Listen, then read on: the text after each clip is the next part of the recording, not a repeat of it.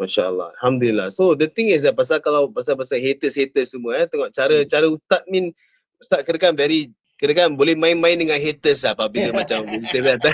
Pasal lama kelamaan kita dah macam bobecau bahasa Cina kat sini kan. Bobecau macam dah tak kisah lagi lah. Dah tak kisah lagi apa orang cakap.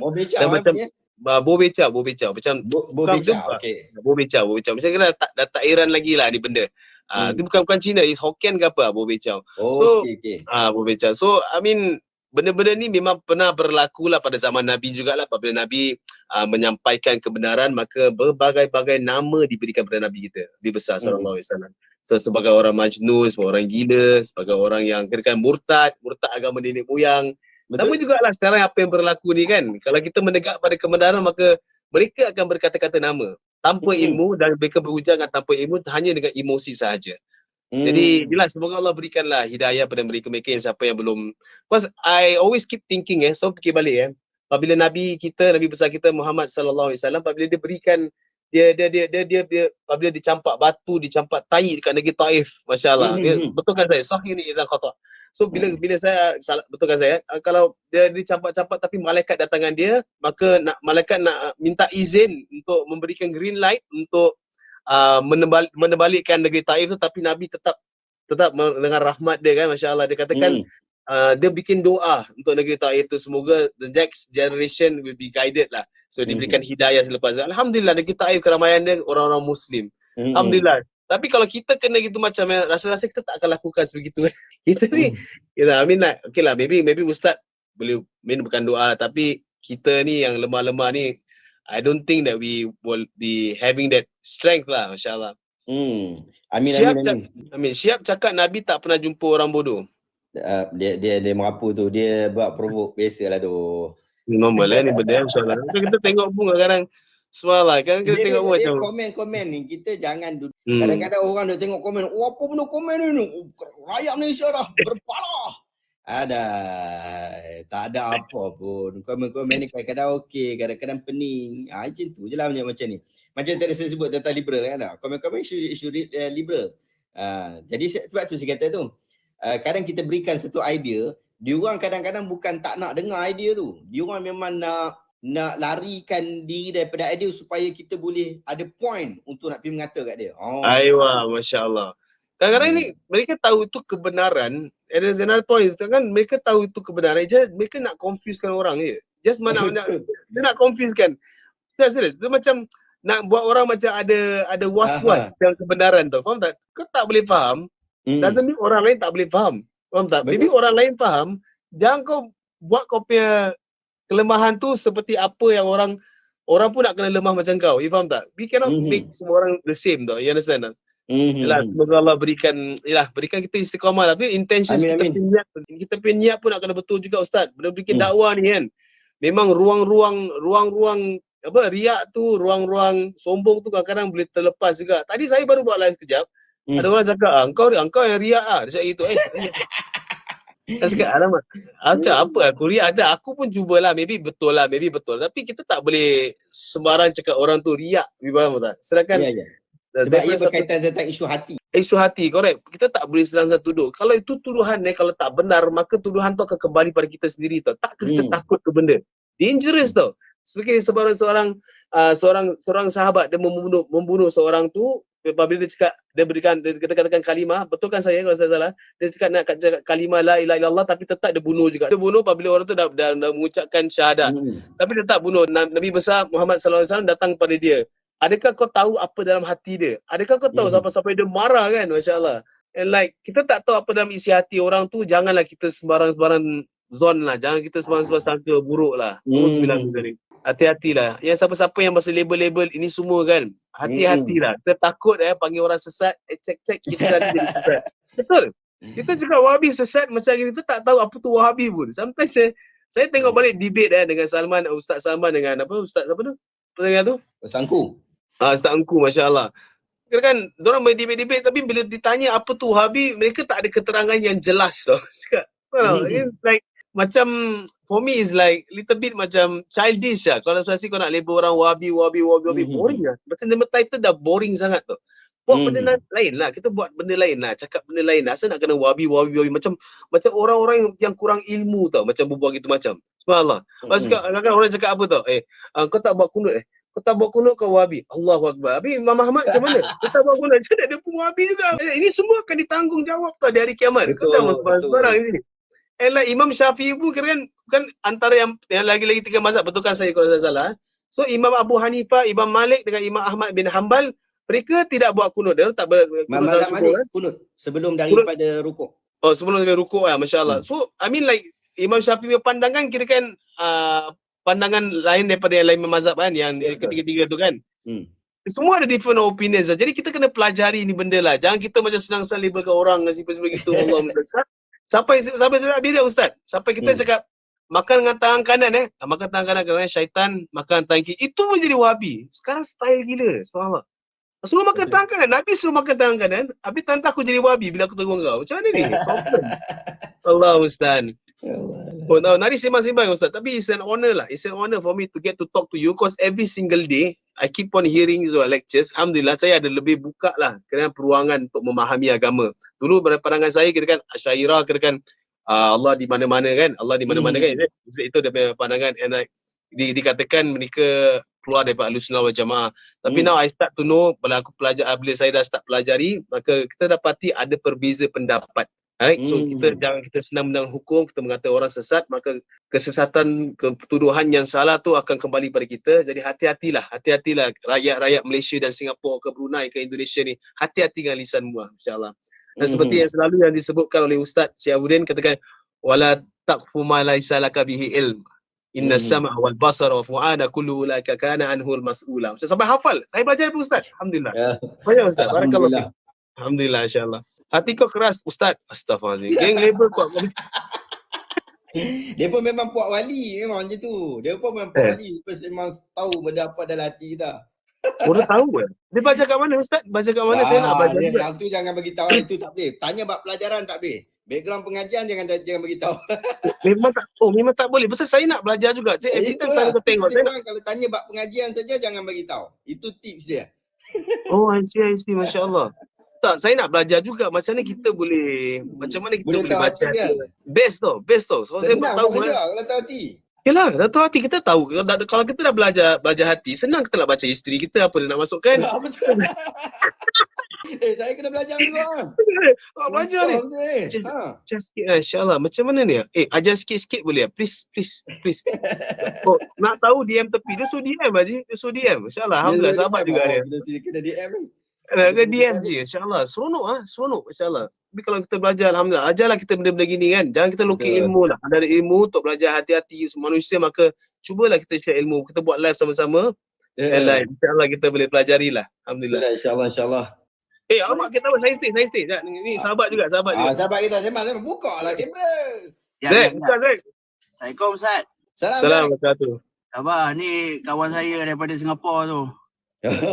Zek. Okey. Alhamdulillah. Apa khabar? Hai Mika, Assalamualaikum. Ustaz. Assalamualaikum. Saya nak tanya saya nak tanya persoalan lah. Macam ni. Okey. Macam kan ada perbincangan pasal orang yang tinggal solat kan? Sama ada dia wajib untuk dia apa tu orang panggil? Qada solat ataupun tidak. Kan?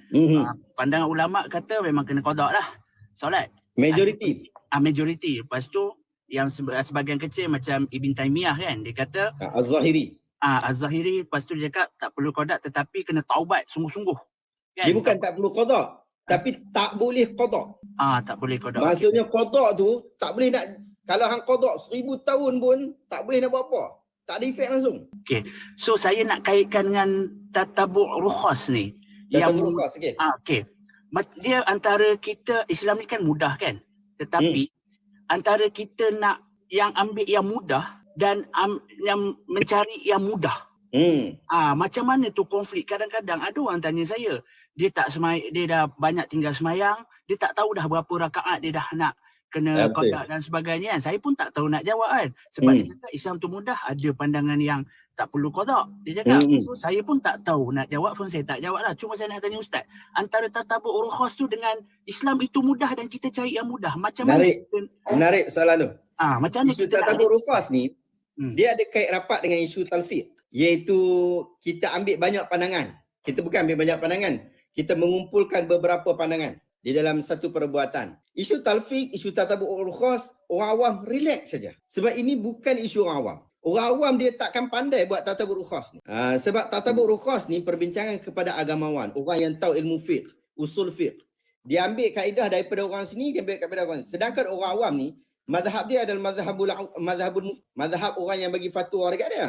Jadi untuk orang awam tak ada chance untuk tatabuk rukhas. Sebab dia hanya berpandukan kepada ustaz dia. Ustaz dia bagi penjelasan. Contohlah kita bagi benda yang praktikal.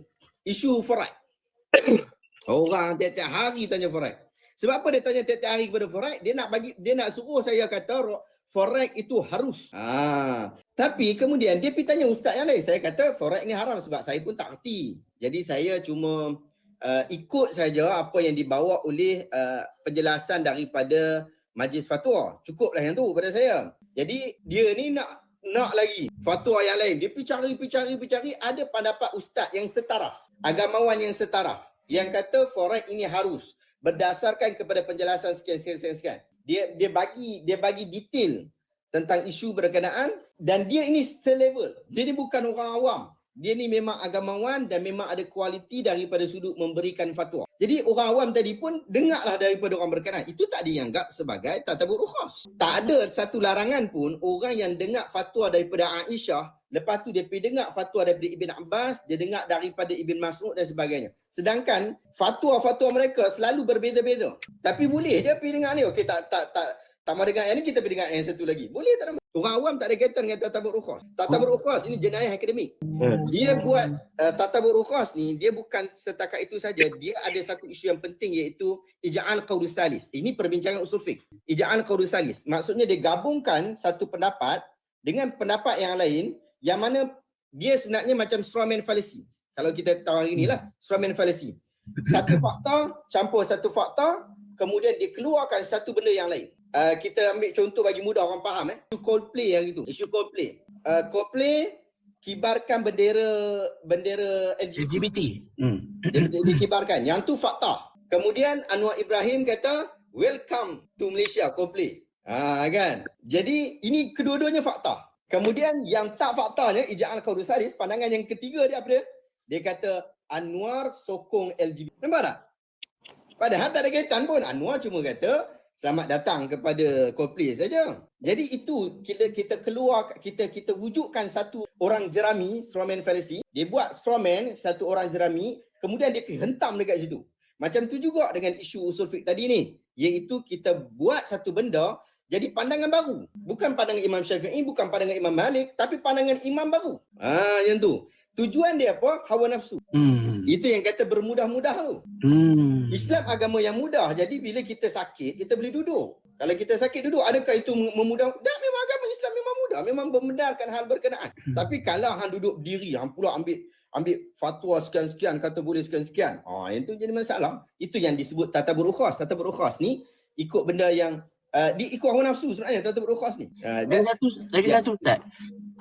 Sama juga isu tatabuk rukhas juga, macam seseorang wanita tu dia dia melahirkan anak ketika bulan puasa. Bulan puasa, lepas tu dia kan kena berpantang kan selama beberapa puluh hari dan sebagainya.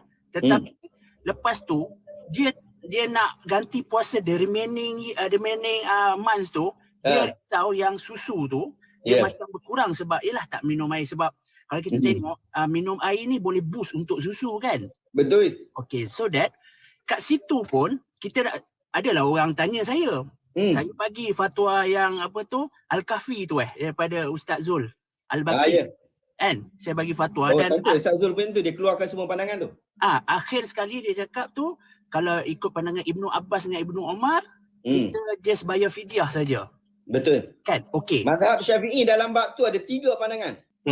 Okay. So that kalaulah dia nak ambil pandangan Ibnu Omar tu dengan Ibnu Abbas tu, adakah dia ni walaupun dia tahu ada pandangan yang kena bayar fidyah dan kena apa tu qada. Ada pandangan yang kena bayar fidyah qada saja, tak payah bayar fidyah. So dia nampak tiga ni, aku rasa macam yang akhir sekali Ibnu Umar dengan Ibnu Abbas ni palinglah lebih mudah untuk aku rasa ni. Tapi adakah aku ni tatabur rukhas? Kejap lagi kan jadi salah pula. Kat situ dia punya konflik. Sebab tu kita kata tatabur rukhas ni isu dia pada agamawan. Dia adalah jenayah yang dilakukan oleh agamawan. Dia bukan kepada orang awam. Orang awam tak ada isu yang ni, sebab orang awam dia rujuk kepada ustaz. Dia rujuk kepada alim ulama. Maka macam mana dia rujuk pada alim ulama, dia jadi tatabur rukhas? Tak boleh. Kita ambil zakat hari ni. Zakat hari ni kan pakai duit. Adakah dia anggap sebagai tatabur rukhas? Majoriti mazhab, 3 mazhab kata tak boleh bayar zakat fitrah pakai duit. Tak boleh, tak sah. Tapi kita bahkan mazhab Syafi'i kata tak sah. Tapi pasal apa kita pergi ambil mazhab Abu Hanifah yang kata sah? Adakah kita tatabur rukhas? Tidak. Sebab mengambil salah satu daripada pendapat agamawan yang setaraf. Itu kita kena pastikan Bukan orang main sekadar ustaz yang keluar 4 sanawi ke, lepas tu turun kata ustaz lah, kita kata dia ustaz. Tak boleh. Ataupun duk main TikTok ruqyah, TikTok ke apa, tiba-tiba kata dia ustaz, kita ambil fatwa pada dia. Tak boleh. Kita ambil orang yang setaraf. Lalu dia berikan fatwa berkenaan, ustaz tu bagi satu pandangan. Fatwa ni pandangan lah. Bagi satu pandangan berkaitan tentang isu berkenaan, kita boleh ikut apa yang disebutkan oleh ustaz berkenaan. Sebab isteri saya baru mengandung masa bulan puasa. Ya, tu dia.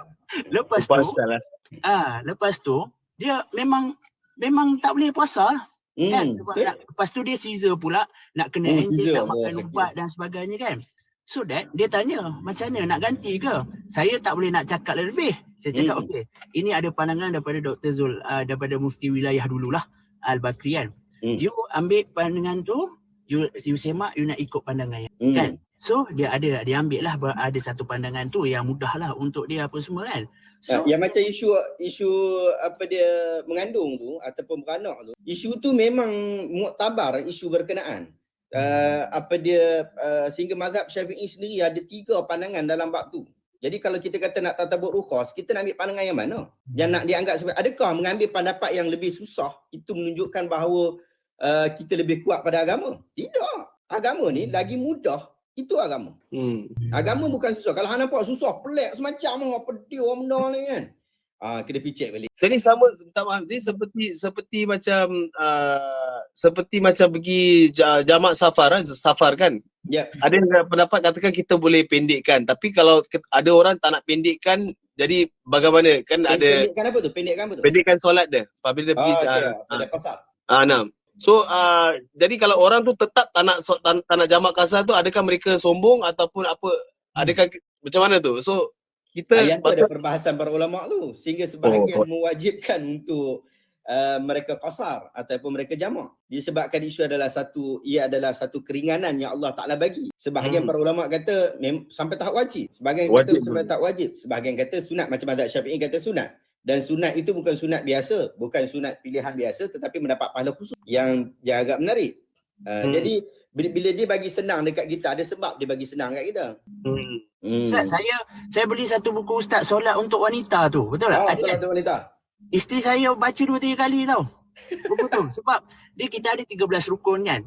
So ustaz bagi 13 kan dalam tu kan. So dia baca satu-satu. So 2-3 kali dia baca, dia faham, dan lepas tu dia share kat dia share kat dia punya adik-beradik dan sebagainya. Alhamdulillah. Sangat mudah dan buku tu nipis tapi dia padat tau. Dia padat dan betul lah apa yang ditulis tu.